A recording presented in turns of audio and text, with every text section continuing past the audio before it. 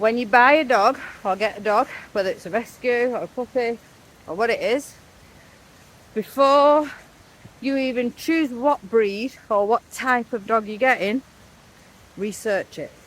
Because so many people are going out buying a dog because, oh my god, it's got stunning blue eyes, or oh, it looks well-eyed, or oh, it's so cute and fluffy, but you haven't got the first clue about what that dog needs.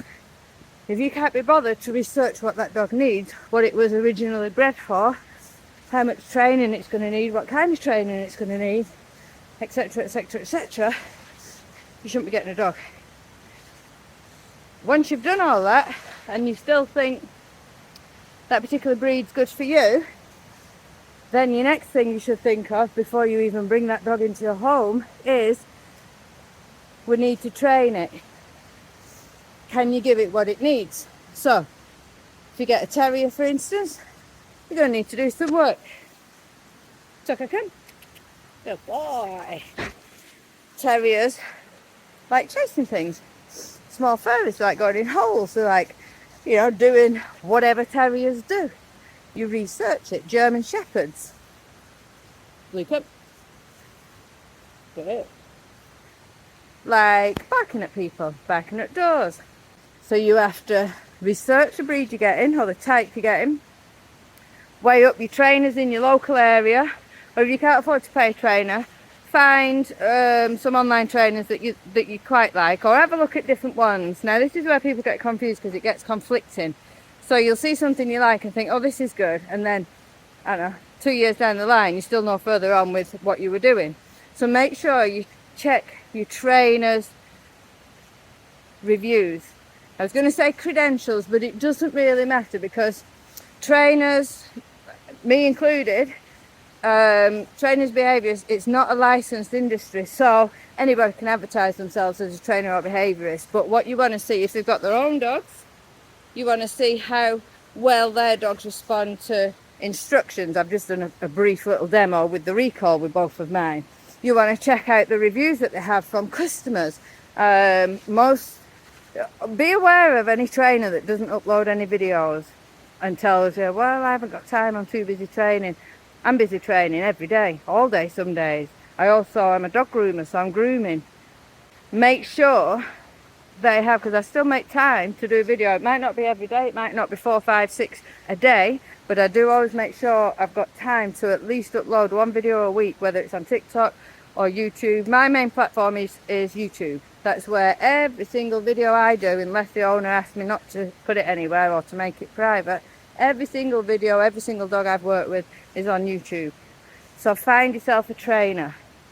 And then once you've done that, again, before you even get the dog, make sure you can afford to do the training, or you've got enough knowledge to do the training. Make sure you've researched many different ways. Are you capable of training the dog? Some dogs are easier to train than others. So if you go for like a working breed, including terriers, you know, the retters, the hunters, you have to be prepared. So if you're not prepared to put in a load of effort, don't get a working bloodline. Get a pet dog. You know, he's a pet dog. He's a pet dog. I do work them both in the sense of, you know, if I'm training client dogs and they're reactive to a small dog or a big dog, I've got one of each, I can bring them down. So they train in that sense, or they're working dogs in that sense. But you have to only get what you've got time to do. If you work 8 hours a day and it takes you an hour to get to work, an hour to get back, that's 10 hours that dog's going to be on its own. Think of that. Think of, does it need grooming? Can you do it yourself, or do you have to pay for it? That's another expense. Vet fees are another expense. Insurance, another expense. You've got to weigh all this up. If you're working all day, you're probably going to need a dog walker. I wouldn't recommend a daycare unless they teach the dog to chill out, not just bounce all over the dogs. That's me personally. I also wouldn't take on a dog walker, because if you're going to send your dog to a dog walker or daycare, what's the point of getting a dog? If you're going to make your dog live outside, what's the point of getting your dog? You get a dog to have some company, don't you, to spend some time with it. This is all things you have to think of. Everybody gets a dog for a different reason, so think what suits your lifestyle and think, is a dog the right thing for you? If you're quietly spoken, or you're not very assertive, or you lack confidence, Don't go getting a big powerful breed. You've got other animals, you've got to think of your other animals. If you've got kids, you've got to take the kids into consideration. Would they cope with such a big dog if you've got a big dog? Big dogs don't play nice, they just barge everything out of the way. Little dogs are trip hazards. Little dogs, yappy. Again, I don't like yappy dogs. So, oh, and they also roll in shit. Tucker! Come on! As that one's just demonstrated. I just turned the camera just before he did it. Wait. Tucker, come. You can see on his shoulder and his back. So, I make sure I've got loads of fox poo shampoo in, whether it's fox poo or not. If he's rolling in shit, he's getting bathed in fox poo shampoo. He takes 5 minutes to bath. That one takes over an hour to bath. You've got to think of all this. Can you bath them? Do you mind a smelly dog? Do you mind a dirty house? Will the dog, because I believe some people rehome dogs because it doesn't match the carpet. If that's you, don't even get a dog. Don't even get a live animal, get a toy.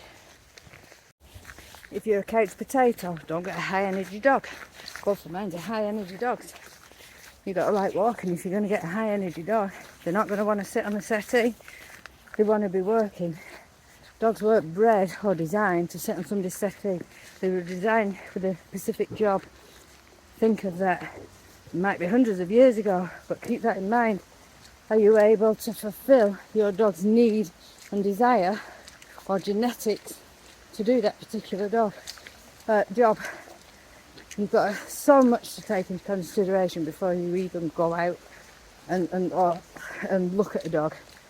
Think it all through. So your first thought, before you decide on what type, are you able to train that particular type? There's so much you have to think about. You can't just think, oh, that's a cute dog, I'll go and get one. I want one of them because Joe Blogs down the street's got one, it's really well behaved. But Joe Blogs down the street's probably trained it many, many hours a day. Can you? Have you got that time to do that? All of that has got to be taken into consideration. Here! Good boy.